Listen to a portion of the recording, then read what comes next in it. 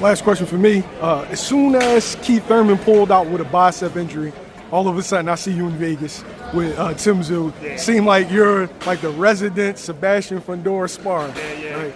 First, how's Tim looking, and what do you think of that fight? Yeah, so designated Fundora sparring. That's what it seems like. I mean, but you saw, shout out to Brian Mendoza. You saw what Brian Mendoza did, and you saw, and you heard about who was in his camp.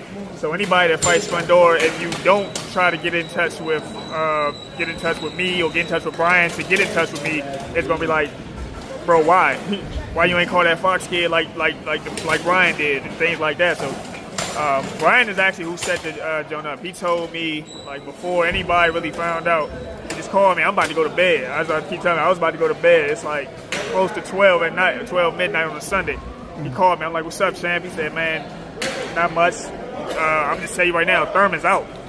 I'm like, get the fuck out of here. You know, we all was, Thurman does that little talk that talk he do with the lisp and shit, but you know what I'm saying?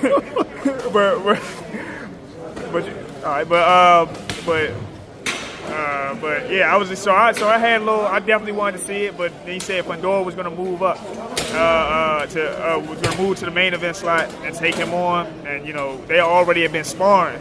Brian and Tim had already been sparring, so when they switched to southpaw, he just like, man, you know I know a guy, or they asked him first like, who that tall bloke, you know, in Australia, who's that tall bloke you was sparring and all that shit, and then I got out there. 20 minutes after I get off the phone with Brian, I get a call from one of Tim's guys that book a flight. About 3-4 hours later, I'm on a plane. So they flew you out that day. You gotta remember they on the time crunch. This is his last week of sparring. That was his last week of sparring. So we get out there Monday, spar Tuesday. Shout out to Adriel Holmes too from Flint, Michigan. They called him. He's about 6'2". He's a southpaw. So he shared the workload with me. So can't let that pass me by. So Tuesday, Thursday, and I did and they typically do 2 sessions per week. They said they went ahead. We did 3 sessions. So we did a Saturday session. We put another 6 in because very, very limited time. It was very, very limited time. But I'm always in shape. I'm always in the gym. So it wasn't nothing for me to just fly out there real quick.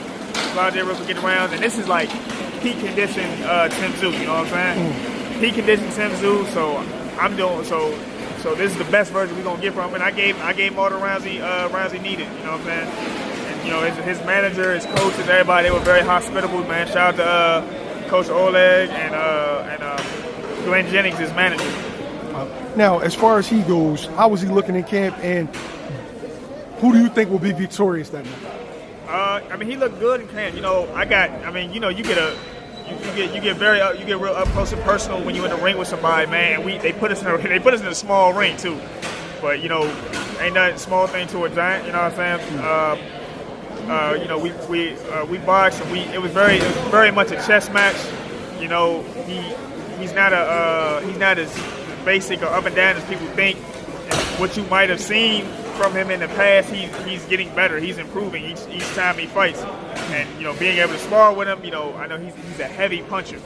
He doesn't necessarily knocking people out with the first punch he throws, but in accumulation, and he gets you into the late rounds. Those same shots that hurt in the beginning can be devastating in those middle to late rounds.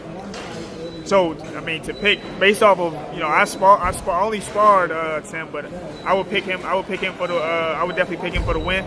I think he fights tight on the inside. I don't know how much Fundora's been working on his defense, but we don't know what Fundora's been doing for a year. So we gotta see what type of Fundora comes to the ring. But based off of the Fundora I've seen previously, I think Tim Tszyu has a great chance. Now, news just broke. You got Terrence Crawford trying to get the winner. You got Earl Spence now trying to get the winner. Right. Who do you want to see get that fight?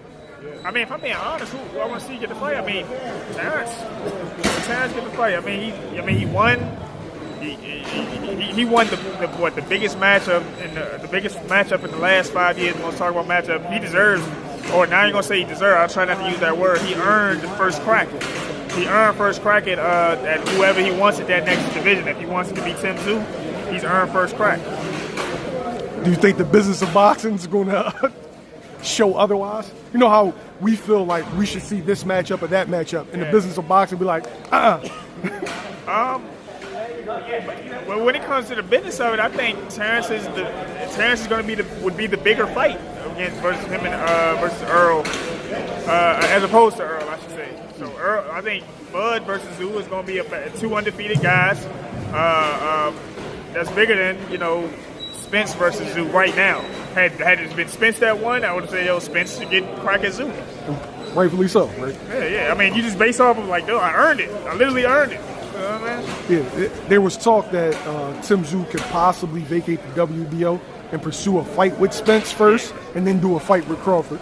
I mean, my whole thing would be kind of why. I mean, I don't because we weren't having those conversations while I was out there. This kind of just broke as I was flying home. Literally, like the last day or so. As I was, I'm home now. But I mean, it's what he wants. I mean, clearly he thinks that you must think that that's a bigger fight commercially, Spence versus Spence and Tszyu.